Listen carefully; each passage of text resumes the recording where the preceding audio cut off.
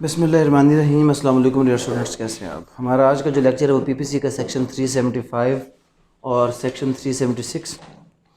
375 rape को define करता है और 376 उसकी पनिशमेंट को डिफ़ाइन करता है। जो रेप की डेफिनेशन है, इसका जो पहला ही जो सब सेक्शन कह लें, पहली जिसकी प्रोविज़न है वो कन्फ्यूजिंग है थोड़ी सी। पहले उसको डिस्कस करते हैं। A man is said to commit rape who has sexual intercourse with a woman under circumstances falling under any of the following against her will without her consent। जो rape है उसके लिए 5 हालात हैं। जो पहला है वो है अगेंस्ट हर विल है, और दूसरा जो है वो है विदाउट हर कंसेंट। चले, विदाउट हर कंसेंट की तो समझ आती है, उसकी मर्जी के बगैर। तो उसकी मर्जी के बगैर का मतलब क्या हुआ? जोर ज़बरदस्ती। बट साहब जो ये लफ्ज़ है ना, अगेंस्ट हर विल, इसका मतलब ये बनता है कि उसकी ख्वाहिश के बगैर। तो अब यहां पर मेंशन नहीं है कि वो मैरिड है या अनमैरिड के साथ है। मींस अगर एक हस्बैंड अपनी वाइफ की मर्ज़ी के बगैर उसके साथ सेक्सुअल इंटरकोर्स करे, उसकी ख्वाहिश के बगैर, तो क्या वो इसमें फॉल करेगा या नहीं करेगा? क्योंकि दो लफ्ज़ को अलग करना, मर्ज़ी को और ख्वाहिश को अलग कर देना, ला ने मर्ज़ी को अलग कर दिया और ख्वाहिश को अलग कर दिया। इसके ऊपर कोई थोड़ी सी वर्किंग करके ना नेक्स्ट क्लास में केस लाज आपने निकालने हैं कि ये इसको एक्सप्लेन जो करे लफ्ज़ कि ये ख्वाहिश और मर्ज़ी। मर्ज़ी तो ठीक हो गया, यहाँ पर ख्वाहिश का लफ्ज़ लेकर आना क्या इसको एक हस्बैंड के लिए भी पनिशेबल बनाएगा या नहीं बनाएगा।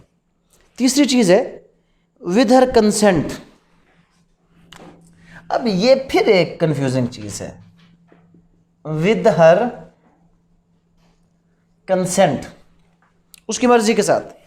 लेकिन मर्जी क्या है कि when her consent has been, चलो ये तो फिर भी बात बनती है, when the consent has been obtained,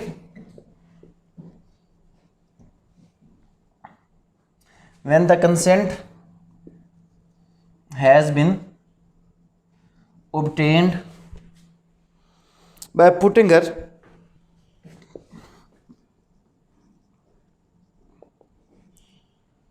in fear of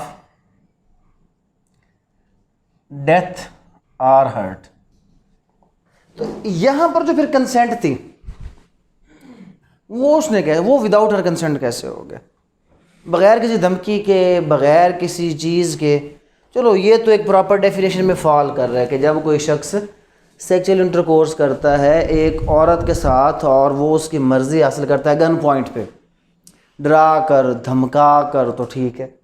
अब यहाँ पर जो विदाउट हर कंसेंट है, मतलब ना उसने डराया ना उसने धमकाया, जब उसको ख़तरा नहीं है, डर नहीं है, तो फिर विदाउट हर कंसेंट तो नहीं रह गया ना। चले ये क्या लेते हैं, ठीक है। इसमें हमने क्या कर दिया, विदाउट हर कंसेंट में कोई नशावरत भी आता, तो विदाउट हर विल में, विदाउट हर विल का तो फिर भी क्वेश्चन हमारे पास रह गया। चौथे नंबर पे, अच्छा चौथा नंबर थोड़ा सा समझ लें कि विद हर कंसेंट। अब चौथे नंबर पे भी क्या है, कंसेंट है, विद हर कंसेंट है जनाब। लेकिन कंसेंट हासिल कैसे की गई? When the man knows that he is not married to her and that consent is given because she believes that the man is another person to whom she is or believes herself to be married. अब मौजूदा दौर में इस तरह की बातें, जो ये वाला पॉइंट है, इसकी जो है वो एप्लीकेबिलिटी कम रह गई है। लेकिन पहले पुराने दौर में इसकी एप्लीकेबिलिटी क्या थी, थोड़ी सी ज़्यादा थी, चांसेस ज़्यादा थे, प्रोबेबिलिटीज़ ज़्यादा थी। वो कैसे कि तब अक्सर इस तरह होता था कि जब ये शादियाँ होती थी तो दूल्हा साहब ने पहली बार शादी के बाद ही देखना होता था। या बचपन में निकाह हो गया, निकाह के बाद खामिद जो उसका है वो चला गया बाहर, फिर बड़े अरसे बाद वो बाहर से वापस आया तो वहाँ पर कोई ऐसा सीन क्रिएट हो गया। कैसा सीन क्रिएट हो गया कि जो शख्स बाहर से वापस आया है, कई बार ऐसा हुआ कि जनाब 20 साल से एक बंदा बाहर गया हुआ, उसने पैसे भिजवाया कि जाके जनाब मेरे घर पैसे दे दो। जब वो पैसे देने के लिए घर आया तो उन लोगों ने समझा कि वही वापस आ गया। अब उसकी वाइफ समझ रही है कि मेरा हस्बैंड वापस आ गया, बट उस बंदे को पता कि अभी ये मेरी वाइफ नहीं है। अब कंसेंट है उस औरत की, लेकिन वो समझ रही कि ये कौन है, ये मेरा हस्बैंड है, जबकि उसके हस्बैंड, उस शख्स को पता है कि मैं इसका हस्बैंड नहीं हूँ। तो इस सूरत में क्या है, इस सूरत में ये है कि आपका जो प्रोविज़न 4 है कि जब औरत अपनी कंसेंट ये समझ कर, या इसमें एक और भी हो जाता है कि बाज़ औक़ात लोग क्या करते हैं कि निकाह कागज़ी टेम्परेरी कर दिया, जो आजकल जिस पे ये जो पिछले दिनों मैंने भी एक केस डील किया, तो उसमें क्या चीज़ लाई गई कि 2 बंदे साथ बिठा लिए, निकाह हो गया जनाब, खुफिया निकाह हो गया। अब लड़की को पता है कि मेरा तो निकाह प्रॉपर हो गया, लेकिन कल को वो बंदा मुकर जाता है। अब जब मुकर गया तो लड़की ने उसके साथ इंटरकोर्स क्यों किया था, ये समझ के कि ये कौन है, मेरा हस्बैंड है। और जब वो हस्बैंड होने से इनकारी है, मतलब उसने उसकी फ्रॉड के ज़रिए से कंसेंट हासिल किया, अपना हस्बैंड उसको बता के उसकी कंसेंट लेता रहा, लेकिन अब वो कह रहा है कि मैं तो उसका हस्बैंड था ही नहीं। तो या तो हस्बैंड बन के इसको क्या करो, वरासत में पूरा जो इसका हिस्सा बनता, जो भी इसके हकूक़ है वो पूरे कर लो, या सेकंड ऑप्शन ये है कि अगर तुम हस्बैंड नहीं थे तो फिर तुमने जिसके साथ टाइम गुजारा वो किस में फॉल करेगा, वो 375(4) में, क्योंकि वाइफ की तरफ से ये था, फीमेल की तरफ से ये था कि वो उसको अपना हस्बैंड समझ रही थी, बट एक्चुअली वो बंदा जानता था कि निकाह मैंने फेक किया है, निकाह है ही नहीं, इसकी कोई अहमियत है ही नहीं। वो मौलवी साहब असली मौलवी नहीं थे, बस कोई और दाढ़ी वाला बंदा था जिसको उठाकर ऐसे ही बिठाकर इजाबो कबूल करवा दिया, और उसकी निकाह की कोई इंटेंशन थी नहीं, और अपनी तरफ से उसको निकाह समझ ही नहीं रहा था, तो वो भी किस में फॉल करेगा, वो इस क्लास में फॉल करेगा। और जो अगली क्लास है वो तो सिंपल सी है कि 16 साल से कम उम्र लड़की, 16 ईयर्स से लेस फीमेल, चाहे वो अपनी मर्जी के साथ भी इंटरकोर्स करे, लेकिन लॉ ये प्रज्यूम करता है कि 16 ईयर्स से जो लेस लड़की है वो अपनी कंसेंट दे सकती ही नहीं है। उसकी कंसेंट आप जब भी हासिल करेंगे वो एंटाइसेस या इनसाइट्स में फॉल करेगा, वो कंसेंट उसकी फ्री कंसेंट काउंट होती ही नहीं है। ये वो 5 हालात हैं कि अगर इनमें कोई शख्स किसी फीमेल के साथ इंटरकोर्स करता है तो ये क्या कहलाएगा, ये रेप कहलाएगा। इसकी जो पनिशमेंट है वो क्या है, इसकी डिफरेंट जो पनिशमेंट्स हैं वो 376 के अंदर बयान की गई हैं जनाब। 376 पनिशमेंट ऑफ रेप। पहली जो इसमें सज़ा है रेप के अंदर वो क्या है कि death or imprisonment for either description, जो कि ऐसी टर्म है 10 साल तक, डेथ इम्प्रिजनमेंट 14 साल तक, और more than 25 years and shall also be liable to fine, 10 से 25।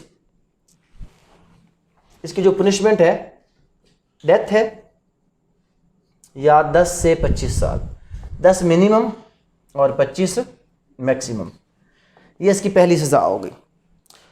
1A की सूरत में कि अगर कोई शख्स ऐसी एक्टिविटी यानी कि रेप के दौरान अगर उसको हर्ट करता है, उसके जिस्म का कोई हिस्सा काट देता है या उसको ज़ख्मी करता है, तो उस सूरत में डेथ और लाइफ इम्प्रिजनमेंट उसकी सज़ा हो जाएगी। तो अगर कोई शख्स किसी को हर्ट करता है ड्यूरिंग रेप, तो हर्ट ड्यूरिंग रेप की सूरत में ये जो लोअर लिमिट वाली रिलैक्सेशन है वो ख़त्म हो जाएगी, और उसकी जो सज़ा है वो डेथ और लाइफ इम्प्रिजनमेंट पे चली जाएगी। जो एक रिलैक्सेशन थी 10 साल वाली वो मिनिमम लिमिट ख़त्म हो जाएगी। तीसरी सज़ा है कि गैंग रेप जिसको हम कहते हैं 2 और मोर पर्सन, तो उस सूरत में भी सज़ा क्या होगी, ये 10 साल वाली लिमिट ख़त्म हो जाएगी।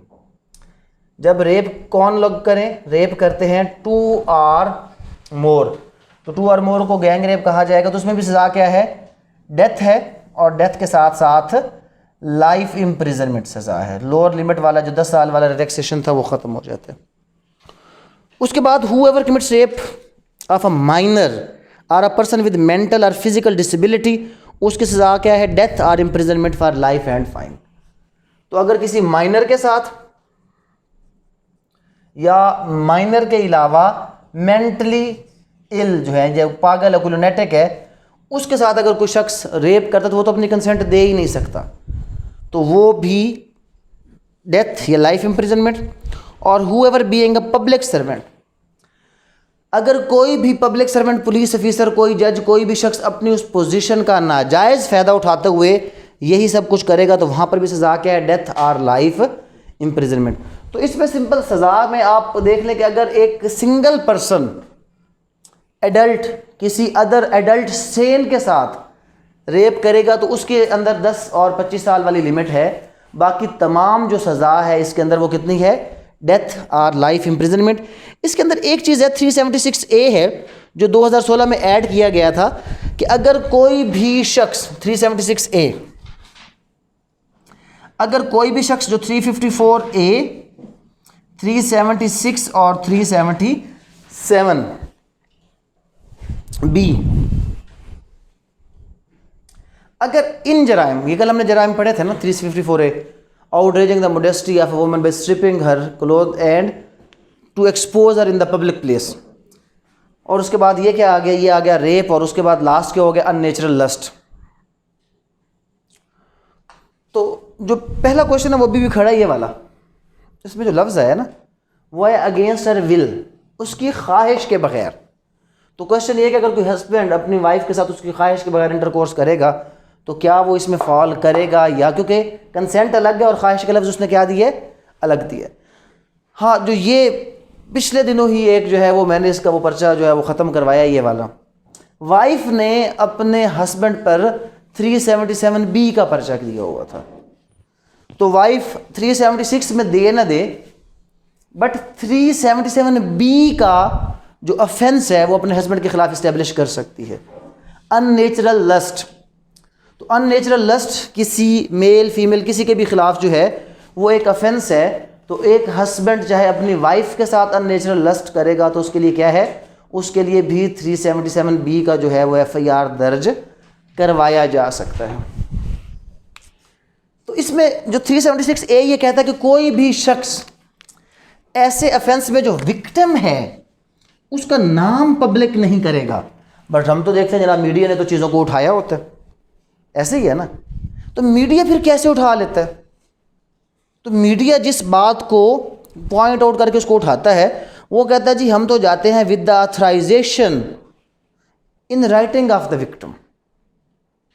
वो जब उसका जाके वो इंटरव्यू लेते हैं ना उसके घर में से किसी का, तो उसी वक्त कोई ना कोई से साइन करवा के उसको क्या करवा देते हैं? कन्वर्ट कर देते हैं। जनाब ये तो खुद इन्होंने इंटरव्यू दिया था, हमने तो कोई जनाब इनका नाम दिया ही नहीं है। तो इंटरव्यू देना किस में फॉल कर जाता है? ऑथराइजेशन में। जनाब ये खुद इन्होंने इंटरव्यू दिया था, अदरवाइज़ हम इनका नाम कभी भी, अगर कोई ऐसा काम करेगा तो 3 साल तक की सज़ा है। अगर कोई कोर्ट के आर्डर के बगैर या इन्वेस्टिगेशन अफसर की इजाज़त के बगैर या किसी भी वजह से ऐसे विक्टिम का जो इन ऑफेंसेस के अंदर हुआ है, अगर उसका वो कोई भी चीज़ पब्लिक करेगा तो उस सूरत में उसको ये सज़ा हो सकती है। तो यहाँ पर 5 चीज़ें हमने पढ़ी हैं कि अगर कोई भी शख्स इंटरकोर्स करता है एक औरत के साथ उसकी विल के बगैर, उसकी कंसेंट या अगर उसकी कंसेंट है और वो हासिल की गई है, उसको डेथ या हर्ट का धमकी देकर, या उसकी कंसेंट तो है लेकिन कंसेंट किस तरह हासिल की गई है कि उसको ये लग रहा है कि ये मेरा हस्बैंड है और आप ये जानते हैं कि ये शख्स जो है ये उसका हस्बैंड नहीं है। और अगर 16 साल से कम उम्र लड़की उसके साथ उसकी चाहे मर्जी के साथ भी कोई शख्स इंटरकोर्स करेगा तो वो किस में फॉल करेगा? अगर उसके साथ निकाह भी किया जाएगा तो तब भी वो किस में फॉल करेगा? 376 में ही फॉल करेगा। अगर आप 16 साल से कम उम्र लड़की का निकाह नामा भी अदालत में लाकर पेश कर देंगे कि जनाब ये निकाह नामा है, इस निकाह के बाद ये इंटरकोर्स हुआ है, इवन देन अगर ये इस्टेब्लिश हो जाता है कि उसकी एज 16 साल से कम थी तो वो निकाह भी इनवैलिड है, निकाह पढ़ाने वाला मौलवी भी मुजरिम है और उसका वो जो रिलेशन है वो किस में फॉल करेगा? वो 376 के अंदर फॉल करेगा, चाहे उसमें कंसेंट थी या कंसेंट नहीं थी।